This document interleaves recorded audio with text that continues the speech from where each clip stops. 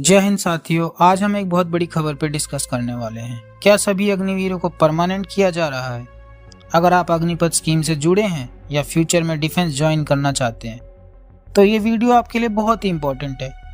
चलिए बिना time waste किए शुरू करते हैं। तो सबसे पहले एक क्विक रिकैप हो जाए अग्निपथ स्कीम के बारे में। तो अग्निपथ स्कीम को 2022 में इंट्रोड्यूस किया गया था मिनिस्ट्री ऑफ डिफेंस द्वारा, जिसमें जवान जो कि 4 साल की सर्विस के लिए रिक्रूट होते हैं, इनमें से जो जवान अगर 100% आए हैं तो 25% को रिटेन किया जाएगा रेगुलर कैडरे में, जो कि पहले इंडक्शन का प्रोसेस था। बाकी 75% को आउट ऑफ सर्विस या तो फिर जो इन्होंने कहा है जिसका मतलब है सेवानिधि पैकेज द्वारा रिलीज़ कर दिया जाता है। इसमें जानने वाली बात यह है कि जो 25 रिटेन होंगे उनको अप्रॉक्सीमेटली 6 लाख मिलेगा और जो कि सेवानिधि के साथ जाएगा उसको 12 लाख रुपीज़ दिया जाएगा।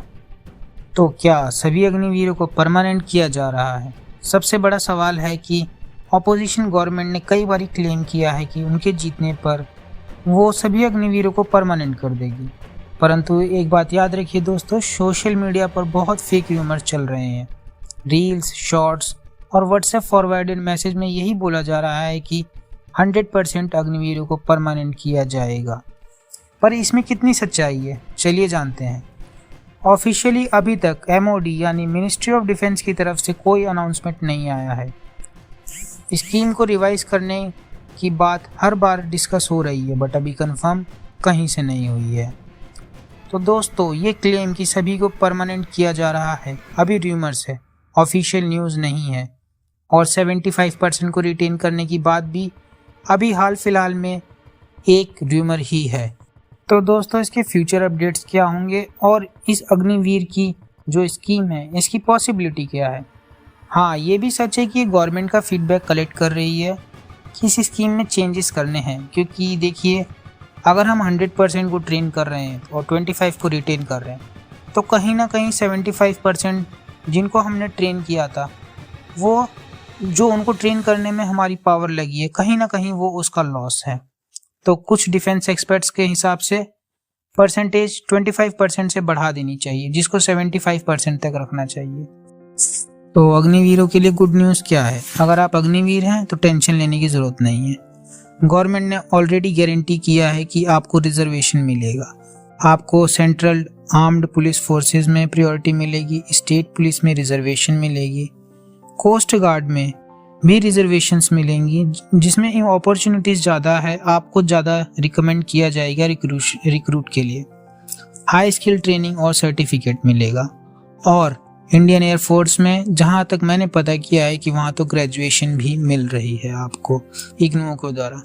तो देखिए, फ्यूचर तो सिक्योर है, चाहे परमानेंट हो या ना हो। तो कंक्लूजन ये है दोस्तों कि देखिए फिलहाल अभी सभी अग्निवीरों को परमानेंट करने का कोई ऑफिशियल कंफर्मेशन नहीं हुआ। र्यूमर्स पर बिल्कुल भरोसा मत करिए। जब आप रिक्रूट हुए थे तो जहां पे जिस डॉक्यूमेंट्स पे आपने साइन किया था उसके हिसाब से अभी तक के हिसाब से 25% को ही रिटेन किया जाएगा परमानेंट कैडरे में, बाकी 75% को सेवानिधि पैकेज के साथ जाना पड़ेगा।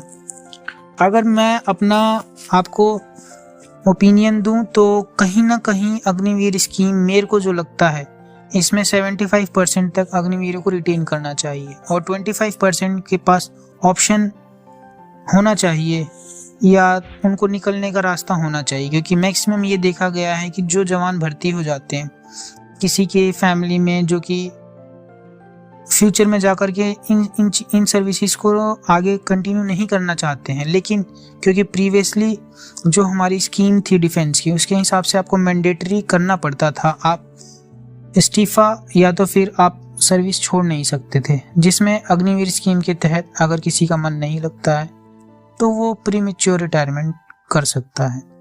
तो बस यही है आज के लिए। जय हिंद साथियों।